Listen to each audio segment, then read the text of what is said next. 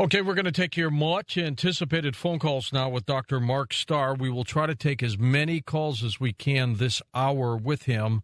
So we'll be back in just a moment on Coast to Coast AM. Mark, at the outset, before we go to calls, I want to thank you for the information tonight. Very, very valuable. More than welcome.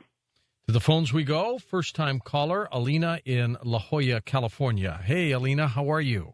Hi, Mr. Nori. Thank you very much for taking my call. Sure thing. I love your show, and hello, Dr. Starr. I just have a very quick question. I'm just wondering, actually, for iodine, if taking a multivitamin and mineral supplement is good from kelp in the amount of 225 micrograms. Because my concern is I have a very difficult problem with my eating habits, and one of my concerns now is my hair, because it's been sort of thinning and falling out. So I've been taking multivitamins for hair and nails, and it includes, iron and biotin, but also I'm just wondering how iodine and the thyroid condition is relevant to that, or what your suggestion is for me. Sure. Well, there are three causes of hair loss that are by far the top ones that I see in women. One is the low thyroid. So if you have low temperature and symptoms of low thyroid, that can cause hair loss. Mm-hmm. So I would get some supplements for that, and iodine is one of them. And I don't think the kelp has enough iodine. There are a number of supplements in those books I recommended. Iodine, Why You Need It, Why You Can't Live Without It, Dr. Derry's book, Breast Cancer and Iodine. And my book also has recommendations about iodine. So you need some glandular thyroid or real thyroid if you can find the right doctor, and some iodine in higher dosages than you have. So low thyroid is number one. Number two is something called candidiasis, or chronic yeast in your body. And I had the problem. Yeast help protect the body from mercury, and I used to tell patients with mercury fillings that they couldn't get rid of their yeast without getting rid of the mercury fillings. But there are a number of different treatments these days that help quite a bit. So the yeast is a big problem. And number three is iron deficiency. You have to check a ferritin level, Ferritin, because a low iron will also cause hair loss. It's amazing how effective the iron is. I've seen a number of patients who were taking their thyroid and iodine, but they came back and said they were more tired and their hair was falling out, and they'd stop their iron. Yeah. And so if the ferritin is less than 60, and I see lots of 2s and 5s and 10s and 20s, and don't pay attention to the blood test normal results. The blood test normals are 10 to 200, I believe. So you need a ferritin of at least 60 in order to stop the hair loss. So iron, thyroid, iodine, and oftentimes, just like Dr. Apsley said, some adrenal support. And if you can do an antifungal diet, there's a diet out there called the Kaufman, Kaufman, Kaufman antifungal diet, and probiotics and nystatin. There are a lot of over-the-counter things that can help treat the yeast. So those are the top three things I see quite commonly in women. Mm-hmm. Okay, and then also I recommend his work, Hypothyroidism Type 2, which is flying up the charts right now on Amazon.com. What about acidity versus being too alkaline? How important is that, Mark? Extraordinarily important.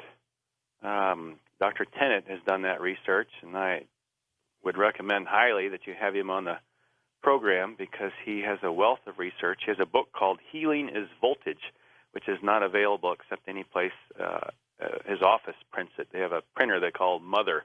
And they have these. It's an expensive book, but it has just an amazing amount of research in there. He's a research scientist and just a brain, and he has shown that people become ill as their voltage drops. And the pH and voltage, as I said earlier, are hardwired together. A pH of 7 is neutral. There's no voltage at a pH of 7. Potential hydrogen is what pH stands for. And everything below 7 down to 0 is acidic. And the body does not like to be acidic because acidic pHs are positive voltage and cause electrons. They steal electrons. The body needs energy and electrons to work properly.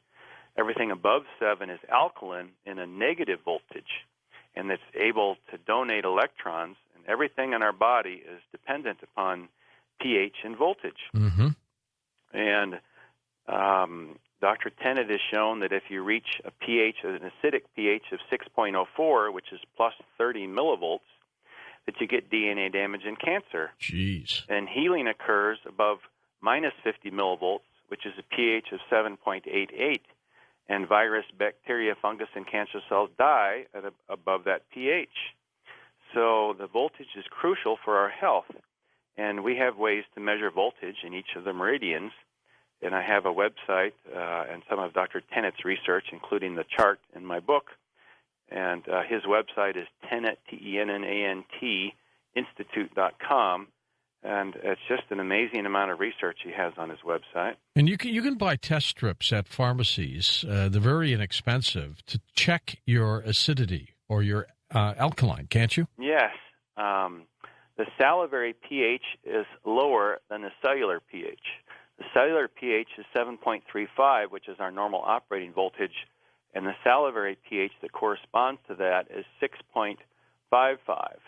So even though it's slightly acidic, the cellular pH and the salivary pH, there's a direct correlation. The urinary pH, some people check their urine for pH. That depends a lot upon the diet, and it's not very accurate.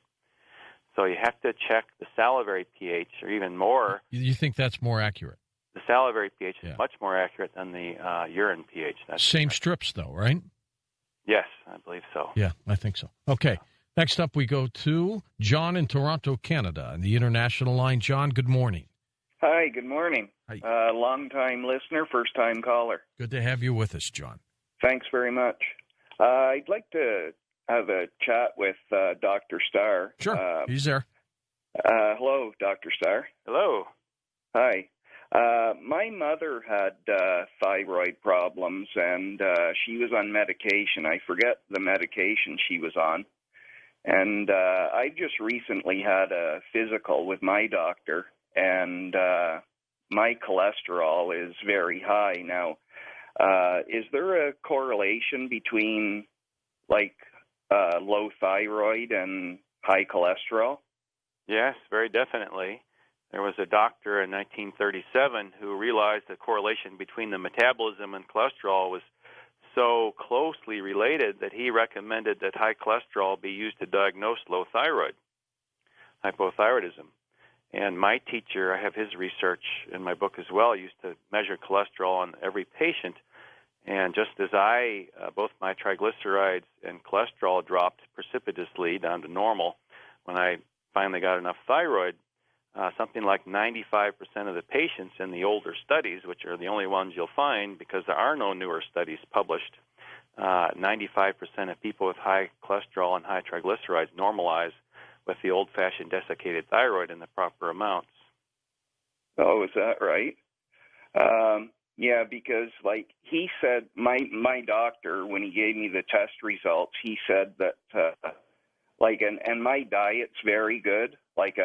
I eat very healthy. That's why I was kind of shocked that I had high cholesterol. And he said my immune system was good and everything, but I listen to the program every night, and I just wanted to call tonight because it set off some alarms here with me. So should I have him check my thyroid? Well, the problem is all they do are check the blood tests, and the blood tests are missing the vast majority of people who are low thyroid.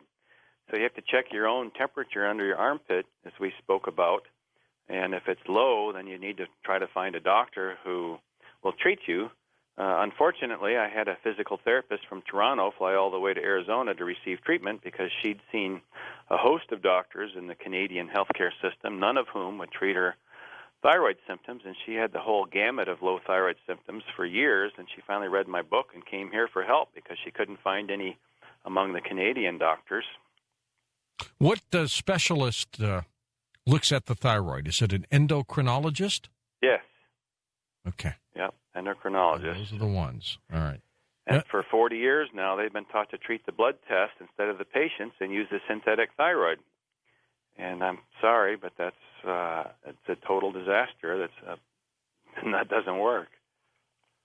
All right, very good. Let's go to Sandra in Cleveland, Ohio on the wild card line. Hey, Sandra, go ahead. Hi, I want to thank you both for this program. This is great. I was diagnosed almost 15 years ago with Hashimoto's disease, but come to find out I'd had it for about 25 years. And two things. One is, Dr. Starr, you've answered a question that I've had for a long time about I seem to have developed the Hashimoto's disease immediately after some surgery that I had back 25 years ago. I had a total colectomy with an ileostomy, meaning the colon was removed and I had to wear a bag permanently. Mm-hmm. But the second surgery, a year later, I went in to have the rectum removed, the final little part by the opening, and the opening sealed. And in the course of that surgery, there were nerve endings severed, to close up the opening, and that goes to your electrical issue with the thyroid.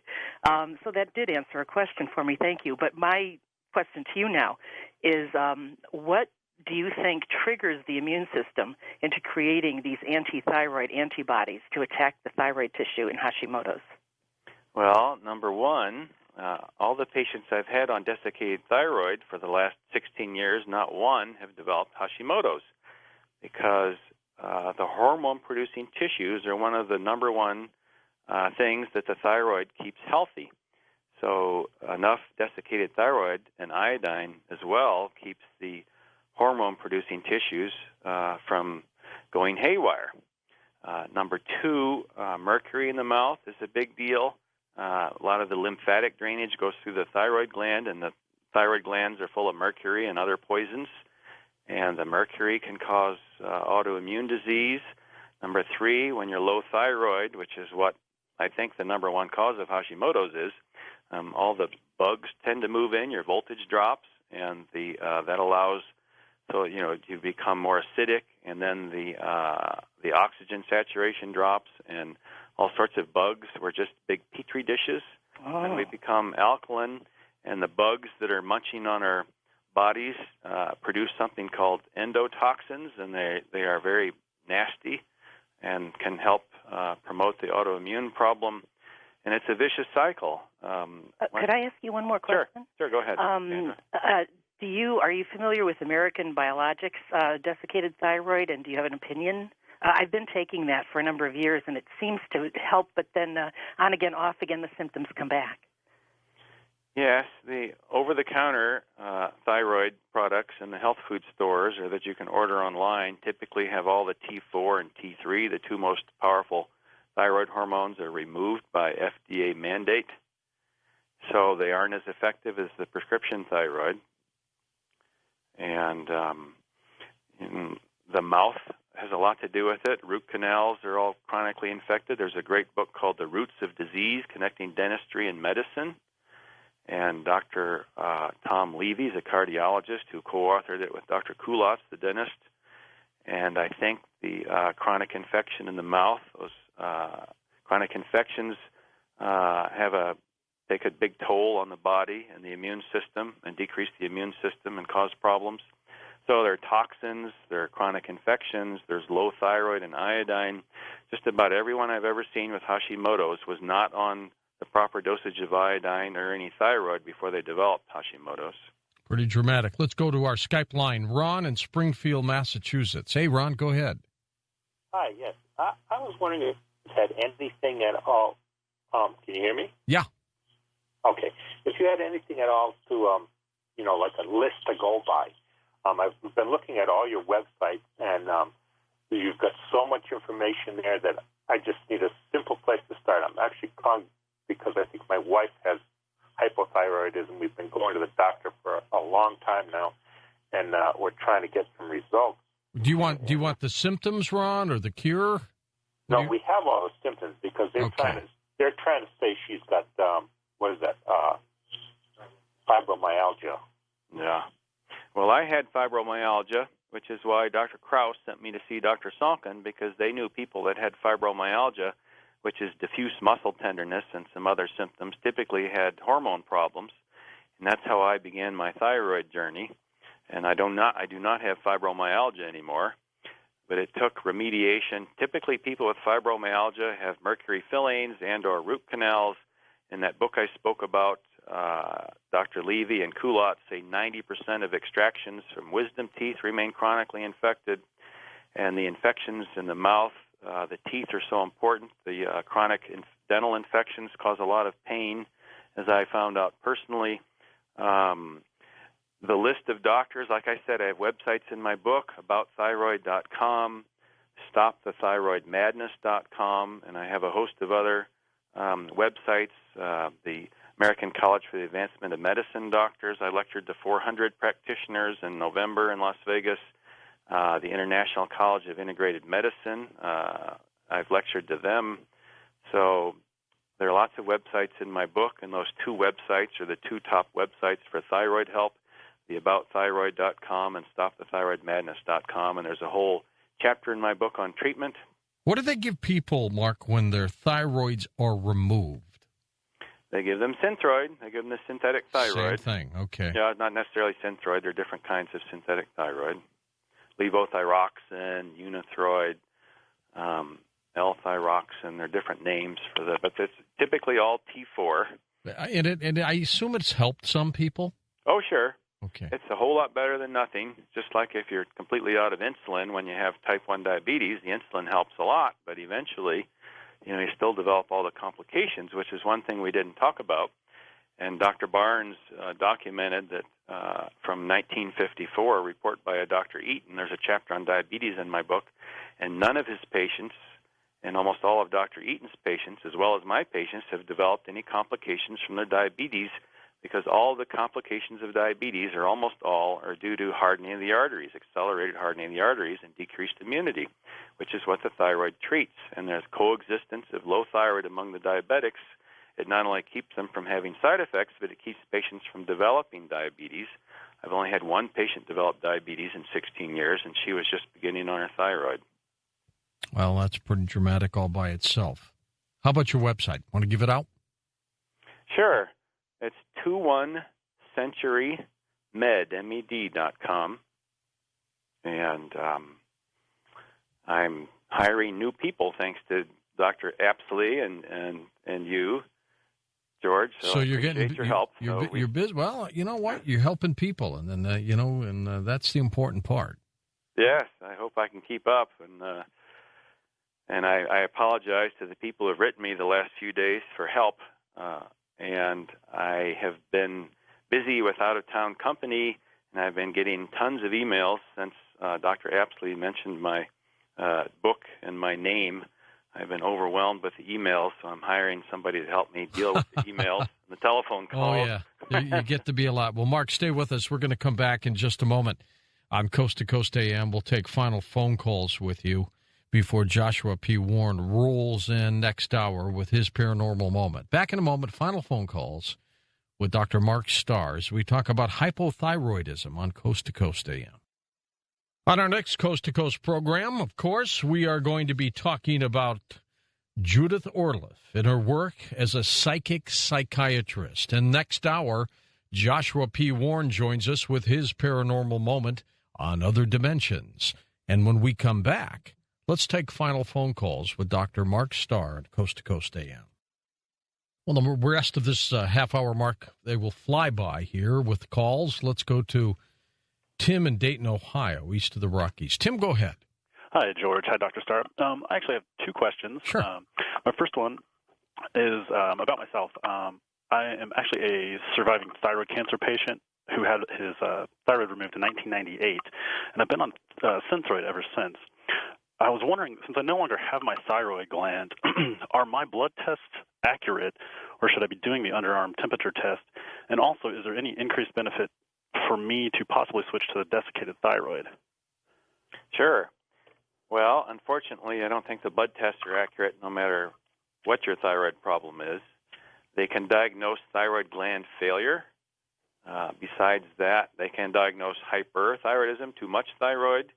But as far as treating patients, I think it's a terrible problem because the patients don't get nearly enough thyroid. I have recommendations in my book. Patients like you typically need 3 grains, which is the average adult dose of desiccated thyroid, the old-fashioned glandular thyroid, in order to prevent heart disease. Broda Barnes did the research on heart attacks. He said it required a minimum of 2 grains to prevent the progression of hardening of the arteries, atherosclerosis.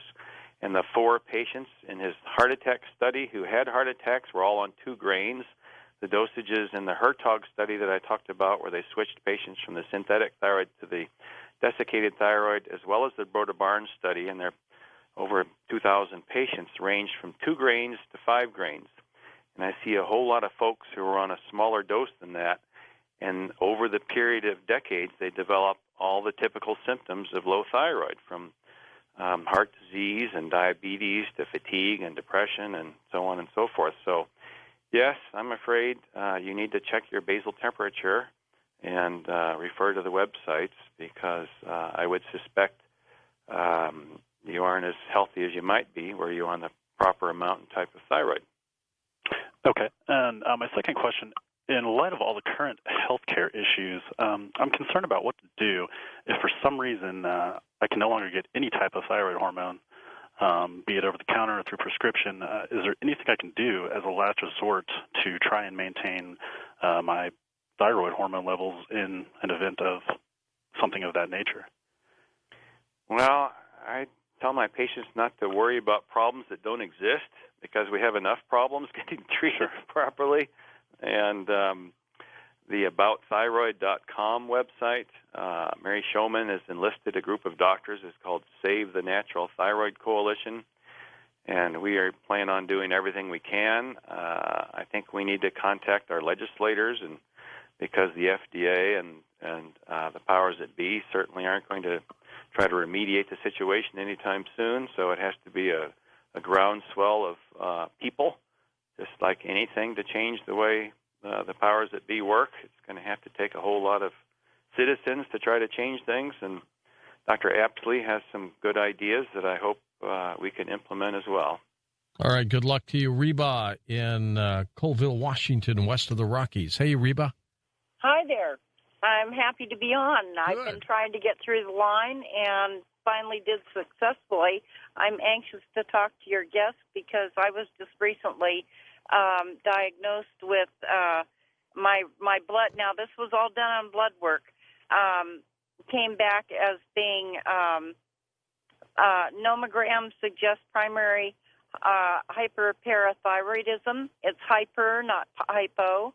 And hyperplasia, adenoma, carcinoma, hyperparathyroidism, rickets, osteomyelitis, chronic renal failure, Fanconi syndrome, renal tubular acidosis, vitamin D deficiency secondary to malabsorption, renal failure, or pseudo-hyperthyroidism. And when I was first diagnosed was 6 months ago, and I started looking up some information and found that my doctor had not done a test on B vitamins, and I found out when I asked him to do that I was very low, extremely low, on B12, and I was given a 500 micrograms of B12, which, now my B12 is into the 659 range, which is okay. What's your question? I have a very high calcium level in my blood, which is showing up as 11.4, and the top of the scale is like 10.5. What do you want? You want some advice on what here, Reba? Well, what I'd like to find out is, do any of your studies have anything to do with hyperparathyroidism?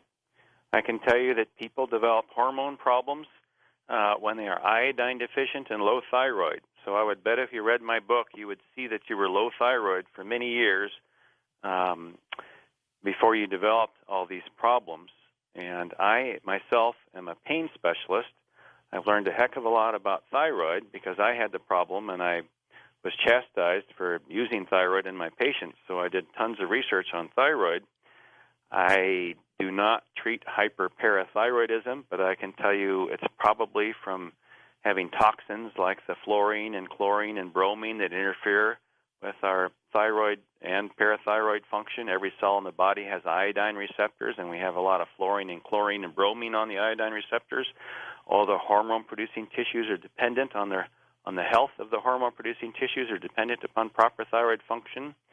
And there's so many other toxins in the body that interfere with that. Plus, it's an inherited type of problem these days that you've got into this problem because you were low thyroid and iodine deficient. I would bet my bottom dollar on. But as far as treating it now, it's extremely difficult. The parathyroids control the calcium in the bone and so on, and I would bet you're acidic and you may have, mouth problems like mercury fillings or root canals or infections. So it's a very complicated problem, and I do not have any easy answers for you, but I can tell you why you probably developed it. How are you feeling now, Mark, now that you've found out what was wrong with you? Me? Oh, I feel great. I just had a bottle of champagne not too long ago because after many years, I finally eliminated all the mercury as well as the mercury frequencies. It's not just the mercury, but there are 20 different frequencies associated with mercury poisoning, and most of my patients have 10, 15, or all 20. I've seen a few patients with all 20, and that's very difficult to get rid of.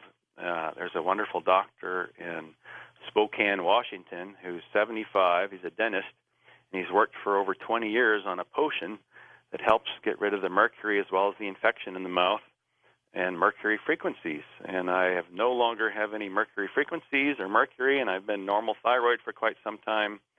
And thank goodness I have regained my health just in time to be extremely busy now. Do you try to do all this, too, with friends and family? Well, when they see you coming, they go, oh, here he comes. I tell everybody I had to write my book because my friends got tired of listening to me. But I do have some friends that are on thyroid. A lot of my friends have been warned by their doctors, just like a lot of my patients, that Dr. Starr is full of BS and it's dangerous to use thyroid like I recommend, which is why I spent 6 years writing my book and more than that researching it, because there are lots of long-term studies and wonderful research that have been buried, basically, and are no longer taught. And I say in my book that the opposite of what they're teaching is true. And you found some of this research, didn't you? The old stuff. Oh, gosh. Most of the research I found was in library storage. Gee. The Medline and all this stuff only goes back to 1960 or something. And this is 1800s, the early 1900s. And like I said, the last textbook that had before and after treatment pictures was 1957. So it's been over 50 years since they've actually had really good research and treatment and so on in textbooks. Well, let's go to Hamilton, Canada. Joe, you're up with us on Coast to Coast. Hey, Joe, go ahead. Hey, George, great show tonight. Yeah. I was wanting to ask Doctor, I was watching something on YouTube there, and it was benefits of hydrogen peroxide. And I was wondering about introducing that. You get the food gradable, and you drop some drops into, say, some distilled water. Mm-hmm. Now, would that hurt the thyroid at all? Or no, I don't believe it would hurt the thyroid. Anything you can do to help alkalinize your body if you're sick is good. I heard like 2 or 3 drops of hydrogen peroxide into like 8 ounces of water, something like that. Sure. I tend not to use hydrogen peroxide much because I have lots of other stuff that I think is more important, such as the iodine and the desiccated thyroid and detoxification. There's a new thing on the market called Miracle Mineral Solution, and it's an amazing way to detoxify the body. And you have to be very careful with it, though. I see a lot of people, and I tell them not to use it until we get them a little healthier because it's extremely potent stuff. But miraclemineral.org is an amazing website, and the guy's done some great work. Would you balance your alkaline levels while you're working on the thyroid? You would do these simultaneously? Well, the number one cause of low pH and acidity is low thyroid. Number 2 cause is not enough good fat in the body to store the voltage. I saw a couple of vegans that I would not have known what to do with had I not studied with Dr. Tennant and all of his research. But I had used something called a bioelectric impedance analysis device, and I can check the density of patients' fat. And both of these vegans were on big dosages. One was on 4 grains and one was on 5 grains, and they were still tired and their hair was falling out. and they had other low thyroid symptoms, and it's because they didn't have enough good fat in their body to store the voltage. And the third reason is metal in the mouth leaks voltage like crazy, as do root canals and other infections. So those are the three main reasons that people are acidic and sick. All right, next up we go to Boulder City, Nevada. Tina, it's your turn. Hi, Tina. Hi, I'm glad I got on. Sure thing. I had a question. I have got Hashimoto's. They found it. They did a biopsy on my thyroid. I've got nodules, and over time they got a little bit bigger, so they sent me to a specialist, and he determined that I had Hashimoto's. They just simply took a wait-and-see approach. They never did put me on anything, and I'm about maybe 3 months out from losing my benefits. So now I'm going to be stuck trying to take care of this myself. And I was wanting to ask, does your book give specifics on how to treat Hashimoto's? You know, as far as I know, you mentioned you'll give an actual dose for iodine for children. Well, is that the same for someone who's got Hashimoto's? A lot of Hashimoto's patients do not tolerate iodine. It drives them right through the roof. They become hyper and hypo, and there can be hyperthyroid as well as low thyroid, and nodules in there can be hyperactive. And Hashimoto's is a very difficult thing to treat. It's so much easier to prevent it. I do not give a lot of advice on treating Hashimoto's. I say in my book that I didn't see it very much when I had a big practice in Atlanta because none of my patients ever developed it. But now that I've moved to Arizona, I see a ton of it. Something like 10% of Americans have antibodies to their thyroid glands these days. So it's a huge problem. 1 in 6 Americans will develop an autoimmune disease. And you have to use synthetic thyroid and help detoxify the body. Mercury in the mouth is a big deal with Hashimoto's. The miracle mineral solution I use, but a whole lot of people have to be extremely careful with that stuff because it can you can overdose and get really sick easily. It's hard to find good doctors to treat Hashimoto's. Yeah, I was never put on any synthetic thyroid. So without being on it, wouldn't this just continue to get worse? Well, the Hashimoto's typically gets worse if you don't do anything. That's correct. And so you oftentimes have to treat the dental problems. You have to give the synthetic thyroids and try to start a tiny bit of iodine and increase it slowly and detoxify the body. It's a severe problem, and it's not easy to treat. No, and I've got several root canals, so to go in and pay for all of them to be redone, it would just be a fortune. I wouldn't have the money to do that. So I was just trying to get some kind of advice on what to do. Yeah. Well, that was my best advice that I gave you. Okay, very good. Let's take a few more calls, and then we're out of time. Tina, thank you for calling. We'll go to Evington, Virginia, first-time caller. Carrie, it's your turn. Hi, Carrie. Good morning. Well, good morning. Hi, Dr. Starr. Hello. I don't even know what you said because I turned it on late, but I took my basal under my pit. It was 95.6. Is that low? Yes. I have had an normal autoimmune temperature is 97.8 to 98.2 in your armpit. How many times should you take it, though? Oh, a couple of times. And when you're 95, you don't have to take it too many more times. Maybe she wasn't holding it right? Well, I was diagnosed with an autoimmune disease at age 27. I have hair loss, severe mouth problems, chronic fatigue. They had diagnosed me with fibromyalgia and chronic fatigue. I have candidiasis and terrible muscle spasms. And so is there any way someone could find out information and actually come and visit your office? Yes, my website's 21centurymed.com. And that's the number, 21, right? Yes. And I'm sorry I don't take insurance. I did my first 5 years, and I was very much in debt because insurance companies would not pay me, and the primary care doctors who control the patients in managed care didn't like what I did, so I have not been able to. I was not able to make a living. I had to close my practice and move, so I haven't taken insurance for 9 years. Maybe Dr. Apsley has a better recommendation for people who can't afford to come see me. What's it cost? Is it expensive? It is.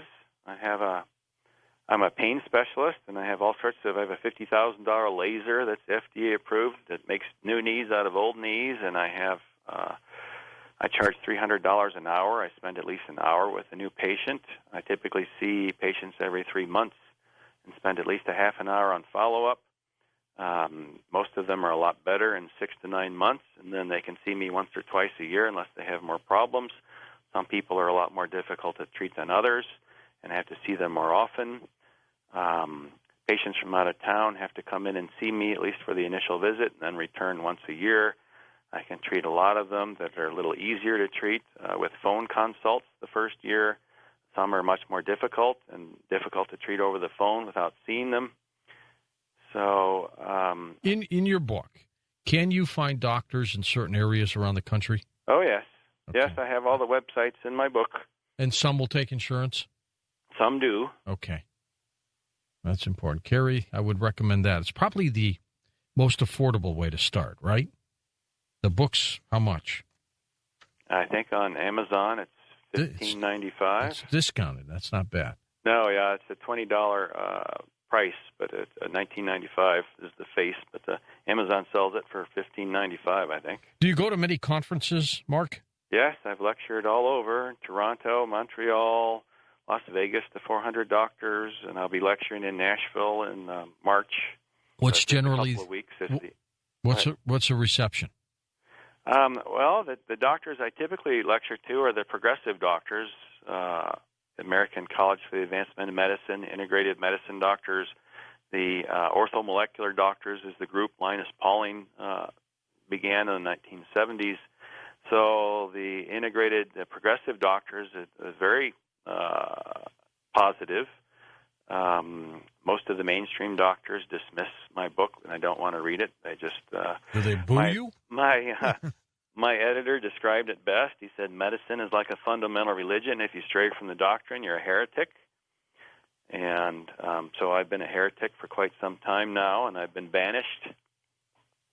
You're a rogue, aren't you? Well, I never meant to be. I had fibromyalgia and pain and problems, and all I did was want to feel better. And then I realized most of my patients had the same thing I did, so I did lots of research, and